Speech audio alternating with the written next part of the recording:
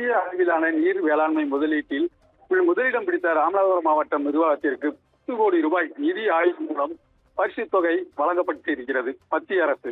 இந்தியாவிலேயே 112 மாவட்டங்களுக்கு இடையே நடைபெற்ற மதிப்பீட்டில் வேளாண்மை நீர் மற்றும் வேளாண்மை முன்னேற்றம் குறியீடுகளில் ராமநாதபுரம் மாவட்ட நிர்வாகம் சிறப்பாக செயல்பட்டதை வெளிப்படுத்தியுள்ளது மத்திய அரசு. இந்த பரிசு தொகையானது 10 கோடி ரூபாய் வழங்கி இந்த ராமநாதபுரம் மாவட்டத்தை கௌரவித்துள்ளது மத்திய அரசு. இந்த தொகையானது ராமநாதபுரம் மாவட்ட வளர்ச்சி பணிகளுக்காக பயன்படுத்தப்படும்.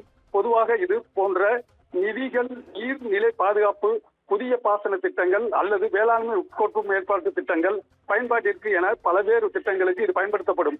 இதற்கான வழங்கப்பட்ட சான்றிதழை மாவட்ட ஆட்சித்தலைவர் சிம்ரன்ஜித் சிங் காலோட் முதலமைச்சர் மு க ஸ்டாலினிடம் வழங்கி வாழ்த்து ஆசையும் பெற்றார். இப்புகைப்படத்தை தற்போது சமூக வலைதளங்களில் வெளியிட்டுள்ளார் மாவட்ட ஆட்சித்தலைவர்.